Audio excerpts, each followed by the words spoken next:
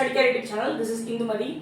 Dear doctors, NEET PG courses பார்த்துட்டு இருக்கக்கூடிய MBBS finish பண்ண candidates குறிப்பா தமிழ்நாடு மெடிக்கல் செலக்ஷன் கீழ MD or MS or PG diploma course பார்த்துட்டு இருக்கக்கூடிய candidatesக்கு ரொம்பவே யூஸ்ஃபுல்லா இருக்கும் வகையில இந்த வீடியோல தமிழ்நாடு மெடிக்கல் செலக்ஷன்ல இருக்கக்கூடிய காலேजेस என்னென்ன குறிப்பா கவர்மெண்ட் மெடிக்கல் காலேजेस என்னென்ன அது ஆஃபர் பண்ணக்கூடிய PG கோர்सेस என்னென்ன அதுக்கான ஃபீ ஸ்ட்ரக்சர் என்ன அப்ளிகேஷன் ப்ரொசீஜர் என்ன எவ்வளவு அமௌண்ட் அப்ளிகேஷன் காஸ்ட் என்ன யார் எல்லாம் அப்ளை பண்ணலாம் குறிப்பா வந்து கவர்மெண்ட் மெடிக்கல் காலேजेसக்கு அண்ட் அதோட ரேங்கிங் ரேஞ்ச் என்ன ஓகேங்களா அதோட எக்ஸ்பெக்டட் பெர்சன்டைல் என்ன அப்படின்றத இன் டீடைல் நம்ம பார்ப்போம் தொடர்ச்சியா நம்ம சேனல் பொறுத்த வரைக்கும் மெடிக்கல் ஆஸ்பிரண்ட்ஸ்க்கு பியூரா உதவும் வகையில ரெகுலர் அப்டேட்ஸ் அண்ட் இன்ஃபர்மேஷன்ஸ் வந்து கொடுத்துட்டு இருக்கோம் ஸோ கண்டிப்பா இந்த வீடியோ வந்து உங்களுக்கும் ரொம்பவே யூஸ்ஃபுல்லா இருக்கும் அதே மாதிரி உங்களோட ஃப்ரெண்ட்ஸ் அண்ட் ரிலேட்டிவ்ஸ் யாராவது பிஜி மெடிக்கல் பண்றதா இருந்தாங்க அப்படின்னா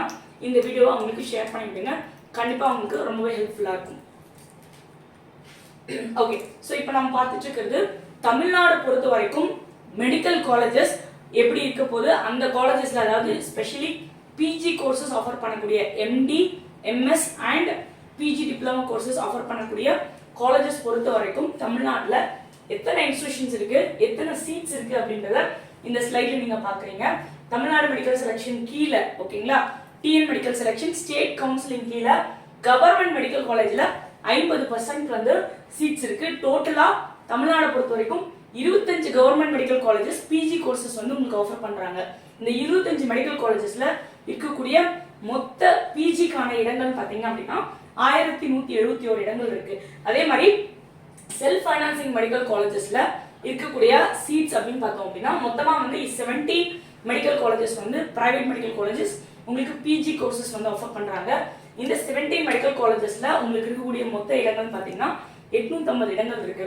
ஸோ டோட்டலா பாத்தீங்கன்னா 42 இன்ஸ்டிடியூஷன்ஸ் இருக்கு தமிழ்நாடு பொறுத்த வரைக்கும் 2021 சீட்ஸ் வந்து உங்களுக்கு பிஜி கோர்சஸ் ஆஃபர் ஆயிட்டு இருக்கு இது எல்லாமே நம்ம பார்த்துட்டு இருக்கிறது டிஎன் மெடிக்கல் செலக்ஷனுக்கு கீழே ஓகேங்களா அது இல்லாம ஆல் இந்தியா கோட்டா மூலமா ஃபில் ஆகக்கூடிய எம்பிபிஎஸ் இடங்களும் இருக்கு சாரி பிஜி கோர்சஸ்க்கான இடங்களும் இருக்கு அது இப்போ நம்ம பார்க்க போறோம் ஸோ இதுல பாத்தீங்க அப்படின்னா ஆல் இந்தியா கோட்டாக்கு 50% அதாவது இதை பொறுத்த வரைக்கும் நீங்க எப்படி அப்ளை பண்ணணும் எப்படி கம்ப்ளீட் பண்ணணும் அப்படின்னு பாத்தீங்கன்னா you have to complete only through MCC counselling ஓகேங்களா ஸோ இதுல 25 காலேஜஸ் ஆஃபர் பண்ணக்கூடிய பிஜிக்கான சீட்ஸ் வந்து 1171 சீட்ஸ் இருக்கு அண்ட் 100% டீம்ஸ் ஆஃபர் பண்ணக்கூடிய காலேஜஸ் அதாவது 100% டீம்டு யூனிவர்சிட்டிஸ் தமிழ்நாட்டில் இருக்கக்கூடிய 9 deemed universities there offering PG courses like MD MS and PG diploma so அவங்க ஆஃபர் பண்ணக்கூடிய சீட்ஸ் பார்த்தீங்கன்னா 1257 சீட்ஸ் இருக்கு ஸோ டோட்டலா put together 34 colleges there offering PG courses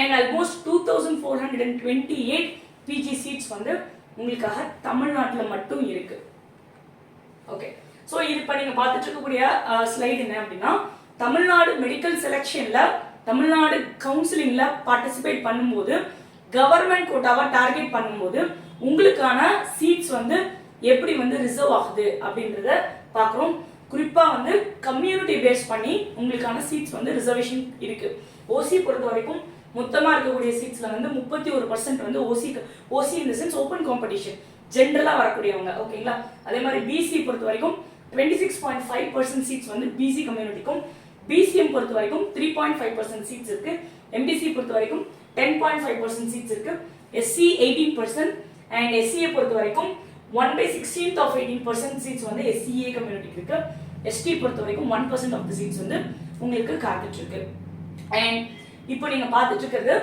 தமிழ்நாட்டில் இருக்கக்கூடிய private medical colleges self financing medical colleges offer பண்ணக்கூடிய management quota சீட்ஸ்ல என்ன மாதிரி எல்லாம் ரிசர்வேஷன்ஸ் நம்ம தமிழ்நாடு ஸ்டூடெண்ட்ஸ்க்கு காத்துட்டு இருக்கு அப்படின்னு பாத்தீங்க அப்படின்னா religious minority colleges linguistic minority colleges சொல்லிட்டு காலேஜஸ் வந்து 2 விதமா பிரிக்கலாம் இந்த காலேஜஸ் ஆஃபர் பண்ணக்கூடிய மைனாரிட்டி கோட்டாக்கு தமிழ்நாட்டில் இருக்கக்கூடிய ஸ்டூடெண்ட்ஸ் மட்டும்தான் எலிஜிபிள் ஓகேங்களா இப்போ இதுல என்னென்ன மைனாரிட்டி இருக்குன்றது நம்ம பார்த்துடலாம் ரிலிஜியஸ் மைனாரிட்டி அப்படிங்கிறது வந்து மதம் சார்ந்த மைனாரிட்டி காலேஜஸ் அது வந்து கிறிஸ்டியன் மைனாரிட்டி மட்டும்தான் தமிழ்நாடு பொறுத்த வரைக்கும் இருக்கு ஓகேங்களா அதே மாதிரி லிங்குஸ்டிக் மைனாரிட்டி அப்படிங்கிறது வந்து லாங்குவேஜ் அடிப்படையிலான உங்களுக்கு மைனாரிட்டி கோட்டா ஆஃபர் பண்ணக்கூடிய காலேஜஸ் ஸோ இதில் வந்து நமக்கு 2 லாங்குவேஜுக்கு வந்து மைனாரிட்டி ஆஃபர் பண்ணுறாங்க.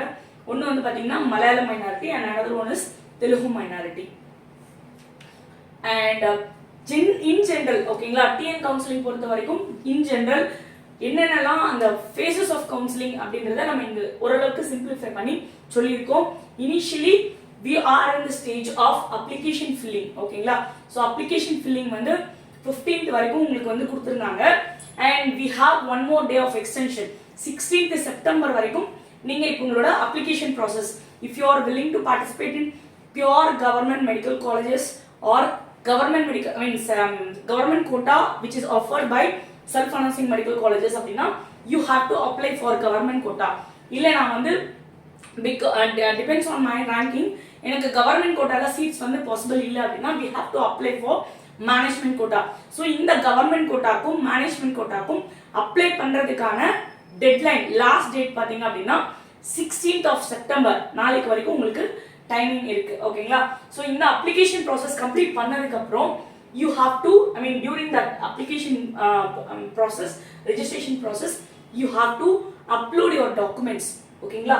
டாக்குமெண்ட் அப்லோடிங் எல்லாம் முடிச்சு அப்ளிகேஷன் எல்லாம் முடிச்சு அதுக்கான ஃபீ பேமெண்ட் எல்லாம் கம்ப்ளீட் பண்ணிட்டீங்க அப்படின்னா you have to wait for merit list or rank list which is to be published by TN Medical Selection ஓகேங்களா.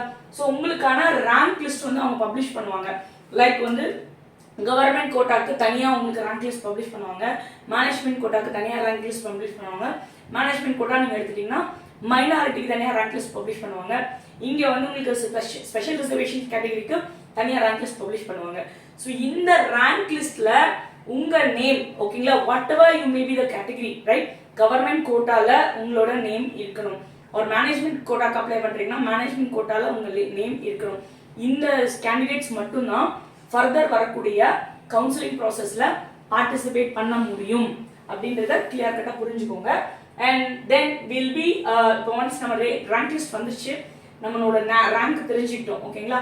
கவர்மெண்ட் கோட்டா ரேங்க் என்ன, மேனேஜ்மெண்ட் கோட்டா ரேங்க் என்ன, இல்லை மைனாரிட்டினா மைனாரிட்டியில் நம்மளோட மெரிட் பொசிஷன் என்ன எல்லாமே தெரிஞ்சுக்கிறோம் அப்படின்னா அண்ட் தென் கவுன்சிலிங்கான ரெஜிஸ்ட்ரேஷன் ப்ராசஸ் ஸ்டார்ட் ஆகிடும்.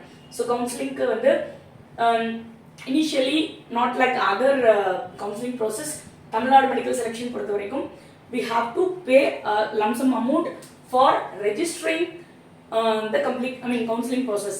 இந்த ரெஜிஸ்ட்ரேஷன் இந்த பேமெண்ட் எல்லாம் கம்ப்ளீட் பண்ணதுக்கு அப்புறமா உங்களோட சாய்ஸ் ஃபில்லிங்கான லிங்க் வந்து எனேபிள் ஆகும். And depends on your priority, depends on your course selection, you have to fill your choices. And choice locking வந்து ஒரு பர்டிகுலர் டைம் வரைக்கும் அதுவுமே வந்து உங்களுக்கு வந்து எனேபிள் ஆயிடும். சாய்ஸ் ஃபில்லிங் கம்ப்ளீட் பண்ணதுக்கப்புறம் சீக்வன்ஸை செக் பண்ணதுக்கப்புறம் we have to lock our choices. So choice lock பண்ணி முடிஞ்சதுக்கப்புறம் அண்ட் அந்தந்த ரவுண்ட்ஸ்க்கான ஸ்டேஜஸ் இருக்கும் ஓகேங்களா. ரவுண்ட் 1 முடியுது, சாய்ஸ் ஃபில்லிங் சாய்ஸ் லாக்கிங் முடிஞ்சது ஓகேங்களா. அந்தந்த ரவுண்ட்ஸ் இருக்கும், அந்தந்த ரவுண்ட்ஸ்க்கு ஃபீ பேமெண்ட் எல்லாம் இருக்கும். ரவுண்ட் 1ஓட கவுன்சிலிங் ஸ்டார்ட் ஆயிடுச்சுன்னா அதுக்கான ஃபீ பேமெண்ட் முடியுது. இப்போ லைக் என்ன நடக்கும் அப்படின்னு சொல்றேன்.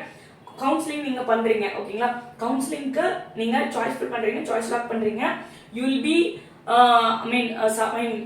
ப்ரொவிஷனல் ரிசல்ட் வந்து உங்களுக்கு டிஎன் மெடிக்கல் செலெக்ஷன் வந்து ஆஃபர் பண்ணுவாங்க, அலாட்மெண்ட் கொடுப்பாங்க. அந்த அலாட்மெண்ட்டை டவுன்லோட் பண்றதுக்கு you have to pay the fee payment ஓகேங்களா. அலாட்மெண்ட் ஆர்டர் டவுன்லோட் பண்ணிட்டு we have to report to the college and we have to be sync with the rules of TN medical selection for round 1, 2, 3, 4. அப்பதான் நம்மளுக்கு பெரிய லெவல்ல வந்து மணி loss ஆகாம கரெக்டா சீக்வென்ஷியலா நமக்கான சீட்டை வந்து கேப்சர் பண்ணிட்டு சக்சஸ்ஃபுல்லா வெளியில வர முடியும். And then reporting and joining also you have to follow certain rules and conditions. We have a plenty of rules and regulations. If you are dealing with many counseling process like TN medical la na apply பண்றேன், CENTAC Puducherry நான் போடுறேன், MCC all India கோட்டாக்கு நான் போடுறேன், இல்ல டீம்டுக்கு நான் participate பண்றேன், multiple counselling participate பண்ணக்கூடிய கேண்டிடேட்ஸா இருந்தால் ஒவ்வொரு ரவுண்ட்ஸுக்கான ரூல்ஸ் அண்ட் ரெகுலேஷனை கிளியர் கட்டா தெரிஞ்சால் மட்டுமே நம்ம சக்சஸ்ஃபுல்லா பெரிய லெவல்ல பணம் லாஸ் இல்லாம நமக்கான சீட்ஸ் வந்து எடுக்க முடியும் ஓகேங்களா. ஃபைன், இப்போ நீங்க பார்த்துட்டு இருக்கிறது வந்து important dates to be remember. Already வந்து பாத்தீங்க அப்படின்னா கவர்மெண்ட் கோட்டா மேனேஜ்மெண்ட் கோட்டாங்கன்னா பிஜி கால் ஃபார் வந்து வந்துருச்சு, 3rd செப்டம்பரே வந்துருச்சு. அதே மாதிரி ஆன்லைன் அப்ளிகேஷனும் இட் இஸ் ஆன் ப்ராசஸ். உங்களுக்கான டெட்லைன் 15th செப்டம்பர் வரைக்கும் இருந்தது, இப்போ வந்து உங்களுக்கு எக்ஸ்டென்ஷன் கொடுத்துருக்காங்க. we have online submission of application till 16th September up to 5 PM. இனி அடுத்தடுத்து வரக்கூடிய இந்த அப்ளிகேஷன் பேஸ் பண்ணி வரக்கூடிய ரேங்க் லிஸ்ட் ஆகட்டும், கவுன்சிலிங் ஸ்கெடியூல் ஆகட்டும், அண்ட் ரிசல்ட் டிக்ளரேஷன் டேட் ஆகட்டும், ஜாயினிங் டேட் ஆகட்டும், இது எல்லாமே வந்து இனி ஃபர்தரா வந்து டிஎன் மெடிக்கல் செலக்ஷன் அஃபீஷியல் வெப்சைட்ல நோட்டிபிகேஷன்ல வரும். ஒவ்வொரு டைமும் நோட்டிபிகேஷன் வரும்போது கண்டிப்பா நம்ம சேனல்ல அதுக்கான ப்ராப்பர் அப்டேட்ஸ் உங்களுக்கு இருக்கும். Okay.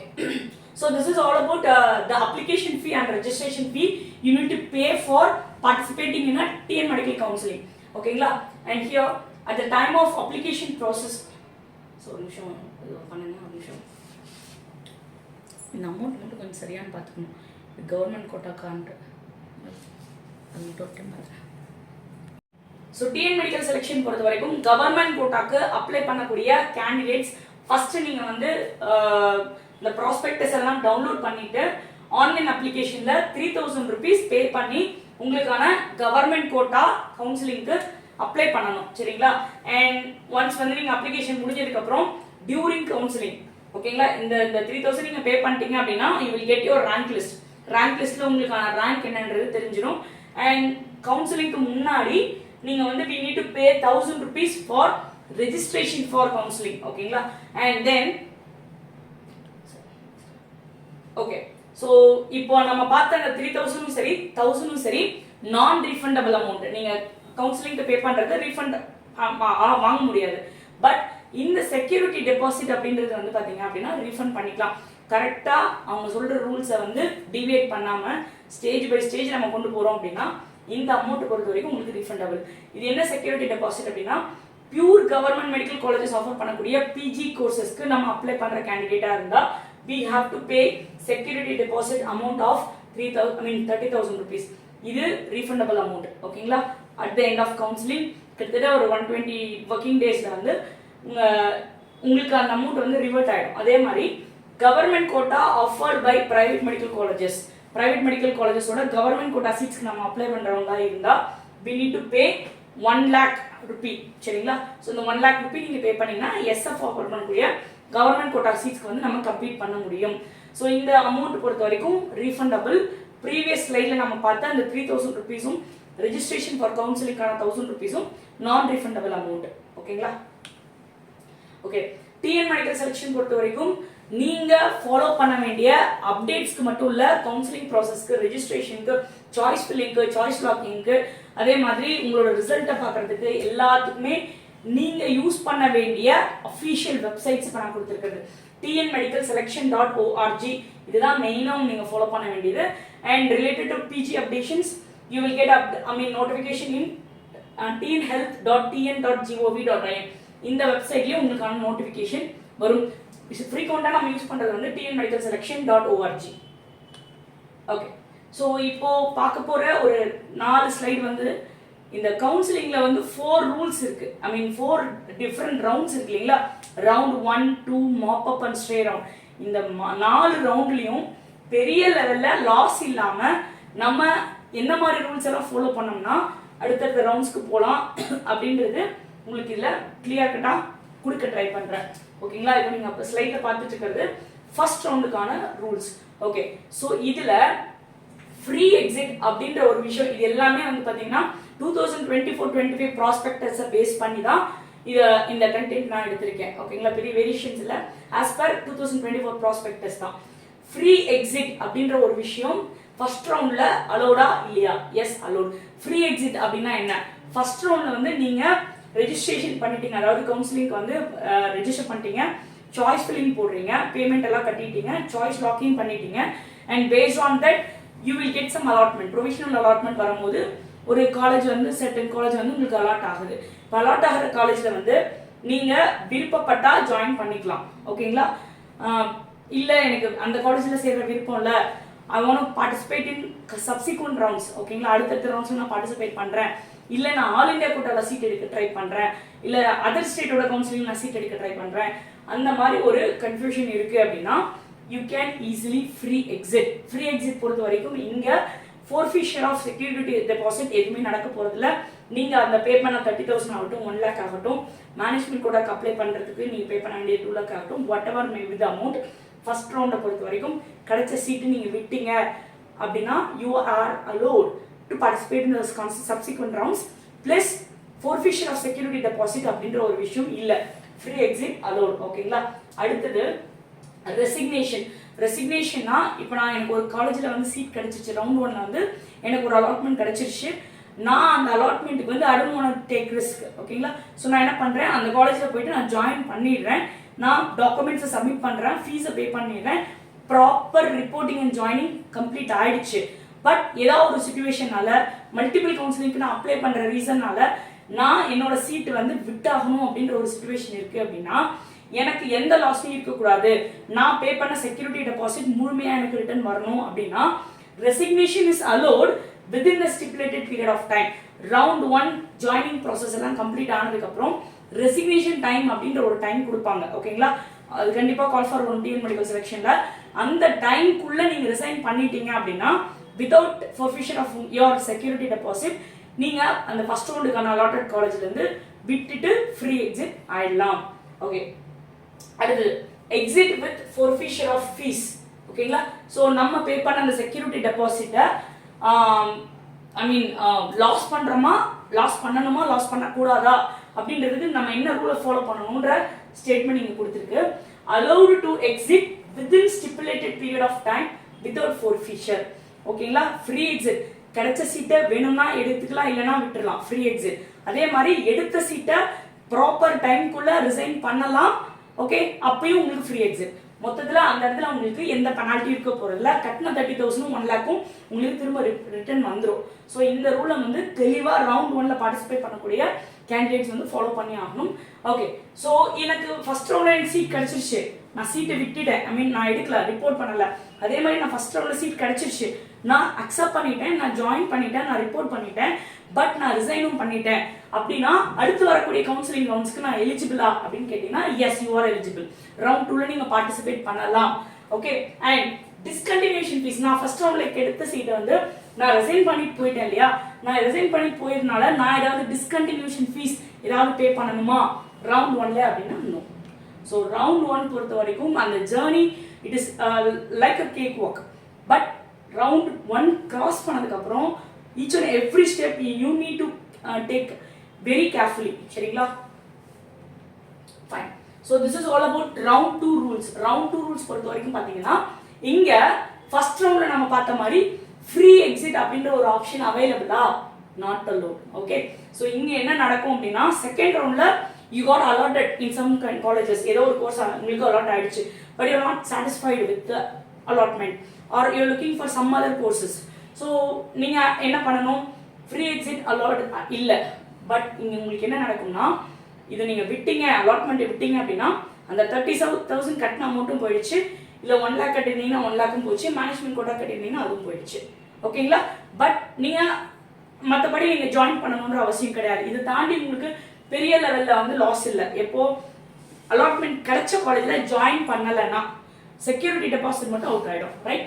ரெசிக்னேஷன்னா ஆல்ரெடி நான் சொன்ன மாதிரி ஒரு காலேஜ்ல எனக்கு செகண்ட் ரவுண்ட்ல எனக்கு அலாட்மெண்ட் கிடைச்சிருச்சு. ஸோ அலாட்மெண்ட் கிடைச்ச காலேஜ்ல நான் வந்து ஜாயின் பண்றேன், நான் ஃபீ பே பண்றேன், நான் டாக்குமெண்ட் சப்மிட் பண்றேன், நான் ரிப்போர்ட் பண்றேன், ப்ராப்பர் ஜாயினிங் முடிச்சிட்டேன். நான் அந்த ஃபார்மாலிட்டி முடிச்சதுக்கு அப்புறம் again because of some reason I want to resign. So இந்த இடத்துல என்ன நடக்கும் அப்படின்னா if not join with forfeiture of registration fee. ஓகேங்களா. இப்போ இங்க வந்து பாத்தீங்க அப்படின்னா ஆல்ரெடி சொன்ன மாதிரி ப்ராப்பர் டைம்குள்ள நீங்க ரிசைன் பண்ணிக்கலாம். இங்க வந்து அமௌண்ட் போயிடும், ரிசைன் பண்ணாலும் அமௌண்ட் போயிடும். ஃபர்ஸ்ட் ரவுண்ட்ல ரெசிக்னேஷன் வந்து ஸ்டிப்புலேட்டட் டைம்குள்ள நீங்க பண்ணிட்டீங்க அப்படின்னா அமௌண்ட் போகாது. இங்க ரெசிக்னேஷன் டைம்குள்ள நீங்க பண்ணாலும் அந்த செக்யூரிட்டி டெபாசிட்டா நீங்க பே பண்ண 30,000 1 lakh எல்லாம் போயிடும். ஓகேங்களா. ஸோ இதான் செகண்ட் ரவுண்ட்ல நம்ம எடுக்கிற risk. And forfeiture of fees பொறுத்த வரைக்கும் பாத்தீங்கன்னா if not joined with forfeiture of registration fees. So அதே தான் உங்களுக்கு வந்து இப்போ நான் கிடைச்ச காலேஜில் ஜாயின் பண்ணாலும் சரி, பண்ணிட்டு ரிசைன் பண்ணாலும் சரி, கிடைச்ச காலேஜுக்கு நான் ஜாயின் பண்ணினாலும் சரி, செக்யூரிட்டி டெபாசிட் வந்து அவுட், அவ்வளோதான். அதுலேருந்து நம்ம வேறு சேஞ்சே கிடையாது. And eligibility for further counselling என்ன நடக்கும், நான் செகண்ட் ரவுண்டில் எனக்கு காலேஜ் அலாட் ஆயிடுச்சு, நான் ரிசைன் பண்ணிட்டேன், இல்லைனா ஜாயினே பண்ணல, எனக்கு அந்த டிஸ்கண்டினியூஷன் ஃபீஸ் அந்த செக்யூரிட்டி டெபாசிட் மட்டும்தான் போகுமா, நான் அடுத்த ரவுண்டுக்கு நான் எப்படி பார்ட்டிசிபேட் பண்ணலாமா முடியாதான்னு பார்த்தீங்கன்னா if resigned after the round 2 beyond stipulated date becomes ineligible for further counseling. என்ன சொல்றாங்க, round 2ல within stipulated timeல resign பண்ணிட்டீங்கன்னா you are allowed for participating in round 3. suppose உங்க resignation time வந்து முடிஞ்சதுக்கு அப்புறம் நீங்க காலேஜுக்கு போயிட்டு நீங்க உங்க சீட்டை வந்து வித்ட்ரா பண்றீங்க, நான் வந்து ரிசைன் பண்ண போறேன், நீங்க வந்து உங்கள்ட்ட காலேஜ்ல சொல்லிட்டு டாக்குமெண்ட்டையும் ஃபீஸையும் வந்து வாங்க ட்ரை பண்றீங்க அப்படின்னா you are not allowed for further subsequent rounds. ஓகேங்களா? ஸோ இது வந்து ரொம்ப ரொம்ப கேர்ஃபுல்லா இருக்க வேண்டிய ஸ்டேஜ். ஏன்னா அடுத்தது போன ரவுண்ட் வரைக்கும் பார்த்தீங்கன்னா ஃபர்ஸ்ட் ரவுண்ட்ல டிஸ்கண்டினியூஷன் ஃபீஸ் கிடைச்ச காலேஜில் சேரலாம் சேராமே விட்டுலாம், இல்லை ஜாயின் பண்ணி டைம்குள்ளே ரிசைன் பண்ணுறதுனால எனக்கு ஒன்றும் பெருசாக லாஸ் இருக்க போகிறது இல்லை. பட் செகண்ட் ரவுண்ட் பொறுத்த வரைக்கும் டிஸ்கண்டினியூஷன் ஃபீ அப்படின்ற ஒரு விஷயம் இருக்கும். After joining the allotted seat of round 2 and not going for upgradation, the discontinuation fee will be. ஓகேங்களா? நான் என்ன பண்ணிருக்கேன், செகண்ட் ரவுண்ட்ல எனக்கு கிடைச்ச காலேஜுக்கு நான் ஜாயின் பண்ணிட்டேன். சரிங்களா?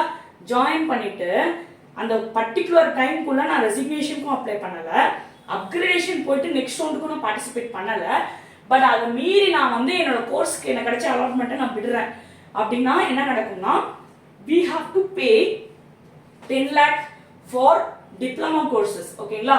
ஸோ டிஸ்கண்டினியூஷன் ஃபீ வந்து 10 lakh for diploma PG diploma course, 15 lakh for PG degree course. MSMD பொறுத்த வரைக்கும் 15 லட்ச ரூபா வந்து டிஸ்கண்டினியூஷன் ஃபீஸா பே பண்ணும் after stipulated period of time. அது மட்டும் இல்ல, நீங்க கட்டின செக்யூரிட்டி டெபாசிட் காலி 30,000, 1 lakh or 2 lakh whatever, அது காலி. ரெஜிஸ்ட்ரேஷன் ஃபீஸ் நீங்க கட்டினது காலி. So even tuition fee first year நீங்க பே பண்ணிருப்பீங்க இல்லையா, அந்த செகண்ட் ரவுண்ட்ல அலாட்மெண்ட்ல ஜாயின் பண்ணிருப்பீங்க இல்லையா, அப்ப நீங்க பே பண்ண டியூஷன் ஃபீ காலி, செக்யூரிட்டி டெபாசிட் காலி, ரெஜிஸ்ட்ரேஷன் ஃபீ காலி, அண்ட் அது இல்லாம டிஸ்கண்டினியூஷன் ஃபீஸா 10 lakh நம்ம பே பண்ணணும். டிப்ளமோ இருந்தா 15 லட்ச ரூபா வந்து பிஜி டிகிரியா இருந்தா பே பண்ணணும். ஸோ இவ்வளோ லாஸை தாண்டி தான் உங்களுக்கு கிடைச்ச காலேஜை ரெசிக்னேஷன் டைமுக்கு அப்புறம் நீங்க விட முடியும். ஓகே ரைட், இப்போ நம்ம பார்க்க போறது வந்து ரவுண்ட் 3க்கான ரூல்ஸ். ஓகே, ரவுண்ட் 3க்கான ரூல்ஸ்ல வந்து ஆல்ரெடி நம்ம ஃபர்ஸ்ட் செகண்ட் ரவுண்ட்லயே பாத்தீங்க அப்படின்னா ஃப்ரீ எக்ஸிட் அப்படின்ற ஒரு ஆப்ஷன் கிடையாது. Okay, not allowed. இங்கேயும் அப்படிதான். இன்னும் நம்ம ரவுண்ட்ஸ் போக போக ரூல் வந்து ரொம்ப ஸ்ட்ரிக்ட் ஆகிட்டே இருக்கும். ஓகேங்களா? ஸோ இங்கே வந்து ஃப்ரீ எக்ஸிட் அப்படின்ற ஒரு விஷயம் நாட் அலோட். அண்ட் ரெசிக்னேஷன் பார்த்தீங்க அப்படின்னா நாட் அலோட், கிடைச்ச காலேஜுக்கு சேர்ந்து தான் ஆகணும். ஓகே, அண்ட் இங்கே நீங்கள் ஜாயின் பண்ணலை, இஃப் நாட் ஜாயின்ட், கிடைச்ச காலேஜ் அலாட் ஆயிருக்கு, பட் நாங்கள் ஜாயின் பண்ண விரும்பலைன்னா என்னென்ன லாஸ் ஆகும் பாருங்க. ஃபர்ஸ்ட் ரெஜிஸ்ட்ரேஷன் அமௌண்ட் காலி, செக்யூரிட்டி டெபாசிட் காலி, and if you want to participate ஃபர்தரும் நீங்கள் பண்ணவும் முடியாது. 1 year நீங்கள் டியூஷன் ஃபீஸ் பே பண்ணி ஆகணுங்க. ஓகேங்களா? And eligibility for further counselling if not join, கிடைச்ச காலேஜில் ஜாயின் பண்ணலை அப்படின்னா கண்டிப்பா வந்து you are not allowed for further subsequent rounds. And already நான் இங்கே சொன்ன மாதிரி ரெஜிஸ்ட்ரேஷன் அமௌண்ட் காலி, security deposit out, tuition fee out. So இங்கே வந்து உங்களுக்கு ரெசிக்னேஷன் பீரியட் கிடைச்ச காலேஜ் ஜாயின் பண்ணியே ஆகணும். அட்லீஸ்ட் ரவுண்ட் 2லயாவது ரெசிக்னேஷன் அப்படின்ற ஒரு விஷயம் அலோடா இருந்துச்சு. டைமை தாண்டி போனதான் லாஸ் அதிகமாக இருந்துச்சு. இங்கே கிடைச்ச காலேஜில் ஜாயின் பண்ணியே ஆகணும். ரவுண்ட் 3 பொறுத்த வரைக்கும் டிஸ்கண்டினியூஷன் ஃபீஸ் அதையும் மீறி நான் ஒரு காலேஜ் கிடைச்சிருச்சு, எனக்கு ரவுண்ட் 3ல நான் ஜாயின் பண்ணிட்டேன், அதையும் மீறி நான் என்ன பண்ணுறேன், I don't want to join. சரிங்களா? ஜாயின் பண்ண சீட்டை வந்து நான் வந்து எக்ஸிட் கொடுக்க நான் ட்ரை பண்ணுறேன், ரிசைன் பண்ண நான் ட்ரை பண்ணுறேன் before that after the stipulated period of time. இங்கே என்ன நடக்கும் பாருங்க. After joining the allotted seat of round 2 and not going for upgradation, join பண்ணிட்டேன், அப்கிரேடேஷன் போல, இப்போ நான் எனக்கு கிடைச்ச சீட்டை வந்து நான் விடுறேன், எனக்கு சீட் வேணாம்னு சொல்லிட்டு நான் ரிட்டர்ன் கேட்குறேன். அப்போது discontinuation fees 10 lakh for diploma, 15 lakh for PG. After that stipulated period of time registration amount காலி, security deposit, tuition fee out. ஓகேங்களா? This is all about round 3. Final round stray.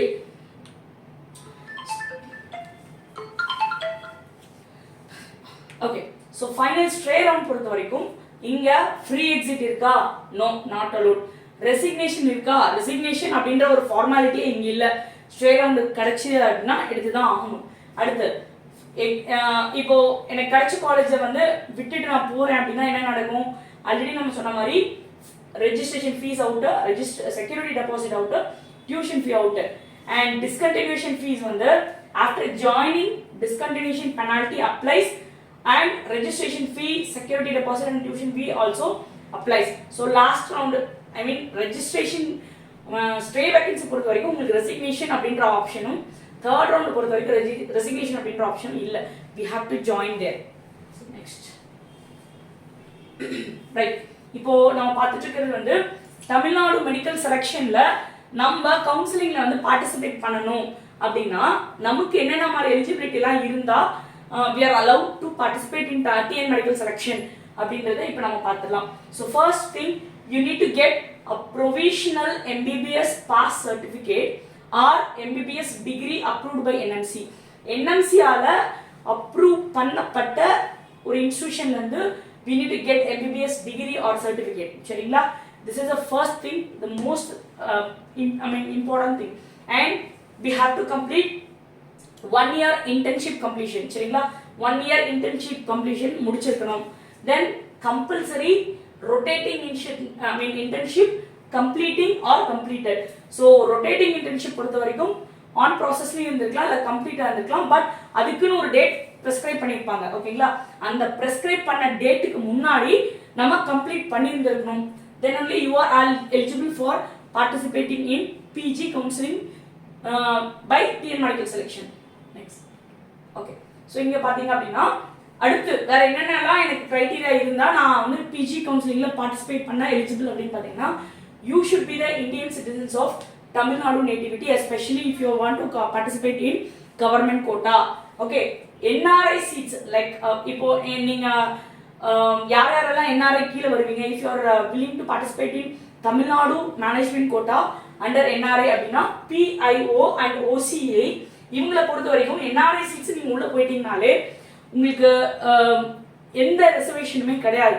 even if it is for self announcing government quota or even if it is for management. இப்போ நீங்க NRI இருக்கீங்க, உங்களுக்கு வந்து PIO-வா இருக்கீங்க இல்ல OCA-ஆ இருக்கீங்க, உங்களுக்கு சிட்டிசன்ஷிப் எல்லாம் வந்து வெளியில இருந்தாலும் தமிழ்நாடு நேட்டிவிட்டியும் இருக்கு, நீங்க கவர்மெண்ட் கோட்டால பார்ட்டிசிபேட் பண்ணலாம்.